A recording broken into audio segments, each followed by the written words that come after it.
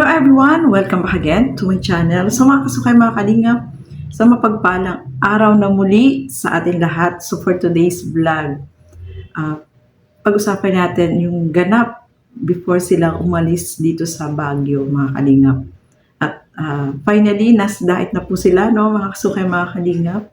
At safe sila nakarating. So pag-uusapan natin ano ba yung ganap before na umalis sila ng Baguio. Pero bago natin simulan yan, huwag niyo pong kakalimutan mag-subscribe. Val Santos Matubang, Kalingap Rob, at Edna Vlogs, at ang inyong lingkod, Gandang Emmy. Sa mga hindi pa po nakapag-subscribe, please subscribe and please hit the notification bell para lagi po kayong updated sa aking mga ina-upload na mga reaction video. So eto, panoorin po natin. Ano ba yung mga naging ganap bago sila umalis ng Baguio? Tara, panoorin po natin ito. Ito po yung t-shirt natin. Ganda. Large kids? Baka kasya sa'yo yan. Ay, kasi to, ito lang yun. Imigay tayo. Dapat na lang. Large ito. T-shirt po. Nilagay mo lahat dito. Akaw, large ka? Large ka ba? Oo. Walang XL ka eh. Oh, kwa JP.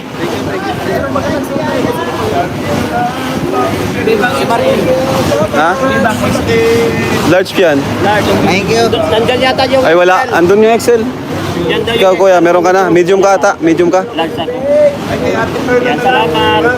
Mimigay tayong t-shirt mga kalingap. Meron ka na kuya, XL ka eh. Kasya tas sa'yo large. Sino yung Excel sa inyo? Tignan nyo yung... Wala po pa, wala pang medium eh. Sasunod ka na lang, okay na. Kunin mo na. Ay, wala na. Nakita mo? Wala pa, sasunod ka na. Ano sa'yo, Kuya Mel? Extra? O kuya pong, large XL ka ata. Ay, fitted naman yung suit mo no? Opo, okay lang po ito. Try mo nga. Yan po si ano. Kevin. Sino pa? Si Bebang. Pwede na yun sa akin. Pwede rin. Pwede na raw. Kasi baka maubusan. Baka naman yung katawan ko. Maubusan. Baka lalaki, baka sakali. Okay. Dahil lang sa damit.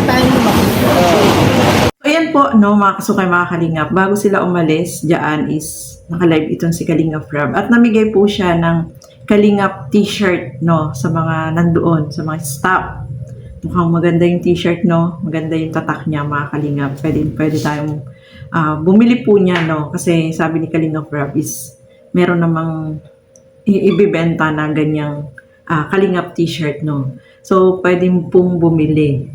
Yung mga ibinigay po doon ay para dun sa mga staff lang at sa mga nandoon na Kalingap partners, no. So, ituloy pa po natin.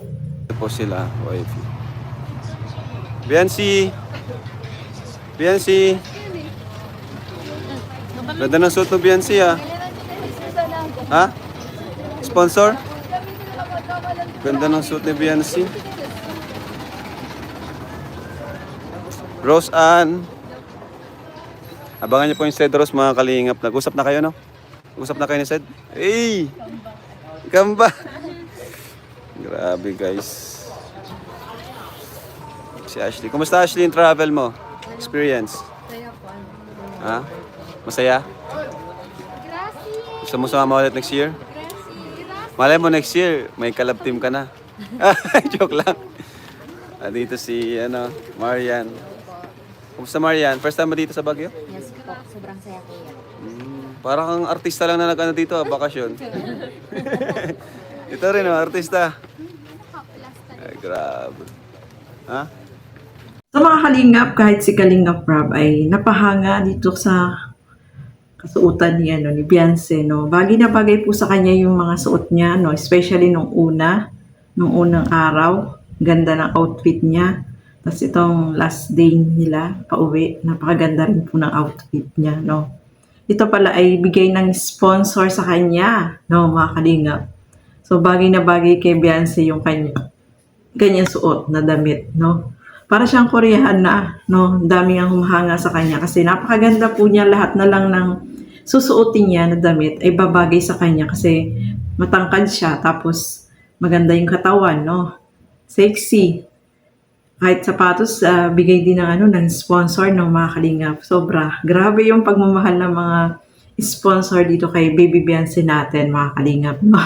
Nakakatuwa lang po na talagang marami yung nagmamahal sa kanya dyan na sponsor sa kanilang tambalan na EDSI. No? At kaabang-abang, mga kalingap, itong part 54. Nakaka-excite, no? Excited na ba kayo? Sobrang nakaka-excite po, no? Kasi mas matindi pa daw ito. Ay, ano kaya ang titindi pa dito, mga kalingap? Kaya marami po yung nag-aabang dun sa part 54. Kahit si Kalingap Edo ay sinasabi niya rin sa live, no, na panoorin yung part 54. Ano kaya yun, no? Sobrang nakaka-excite, no, mga kasukay, mga kalingap. So, etong ibang Kalingap Angels, gaya ni Marian at saka ni Ashley, ay first time na nakarating sa Baguio. Siyempre, napakaganda po kaya diyan sa Baguio. Yung mga pinuntahan nila na kinainan, napuntahan ko din po yun kasi kumain din kami doon. Yung Good Taste na kainan, sikat po yun sa Baguio. Yung kinainan nilang yun, maraming kumakain doon. Malawak yun, no? So, saka doon, yung serve ng pagkain nila ay madami.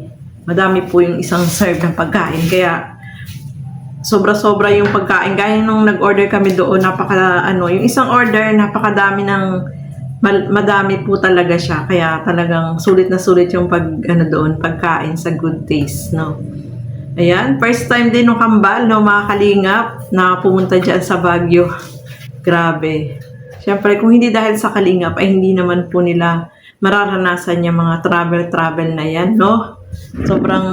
Siyempre, sobrang masaya po sila na naranasan nila na mag-travel.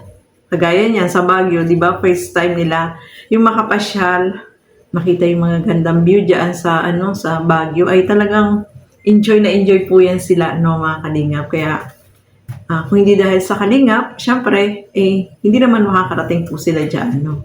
Kaya maraming salamat kay Kuya Bal, no, kasi si Kuya Bal yung pinakang founder ng Kalingap, no. At sumunod yan si Kalingap Rob, no.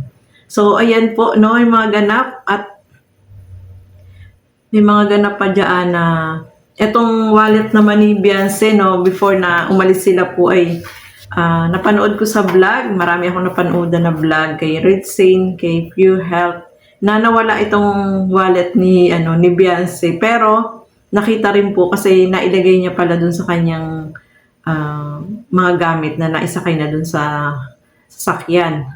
Siyempre, nandun yung pera niya, no? Yung ibinigay ni Kalingap Rob na 20K. Kaya, paiyak na si Beyonce. Umiyak siya kasi, siyempre, hanap ka ng hanap, di ba, kapag pera yun eh. Mamaya, hindi niya pala nailagay doon. Paano kung may ibang nakapulot, di ba, may nakakuha. Kaya talagang hinanap ni Beyonce yung pera at naman po, no? Nakuha naman nandoon pala sa kanyang bag na ay nilagay doon sa sasakyan. Buti na lang, nandoon pa sila. Kasi kung halimbawang, di ba, minsan tayo kapag nawalan tayo ng isang gamit tapos nasa biyahe tayo, hindi natin nakuha, hindi natin nakita kung nandoon, mag-worry tayo habang nasa biyahe, di ba? Ganon, di ba, hindi ka mapalagay kapag gano'n na nawalan ka tapos iniisip mo, saan kaya napunta yun ako? Nandun pa naman yung ibinigay ng sponsor na pera na 20K. 20K po yung laman ng wallet ni Beyonce na ilagay niya doon sa bag, nalimutan niya na doon niya nilagay. Kaya hinanap-hanap po niya. At least nandoon sa bag at okay naman po yung pera niya. Kaya napaiyak siya eh. Kasi malaking pera po yun, no, mga kasukay, mga kalingap. Balik po na doon. Grabe si Beyonce, mga kalingap po. Padalang sabi ko. Tago mo na. Oops.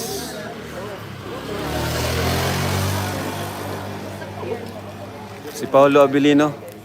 Paolo, naliligaw ka, Paolo, ah. Paolo Abilino.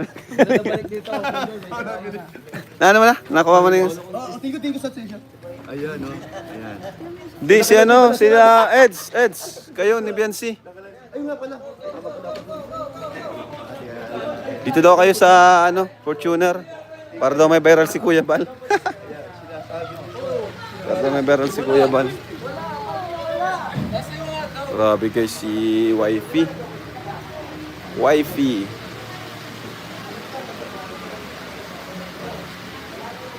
Dito rin si Sed eh. Di ba si Sed dito rin?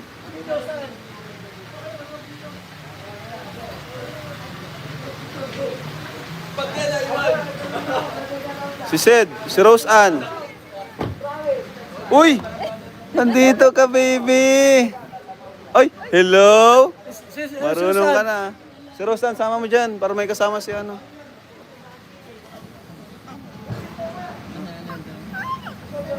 Ay, grabe guys, ang saya nila guys oh. Ayan guys oh, CCTV. CCTV. CCTV yan guys. Uy guys, uy grabe, nakangiti si Papa Eds. Grabe guys, oops, ano kaya yung ano nila guys? Ano kaya yung pinag-uusapan? Uy, may unan pala guys. May binigay si Edo guys. Guys, may binigay si Eds. Oh my God. Sa inyo na. Ay, Po sa inyong panonood. At hanggang sa muli, keep safe everyone. Thank you for watching. Mabuhay po tayong lahat. Bye-bye!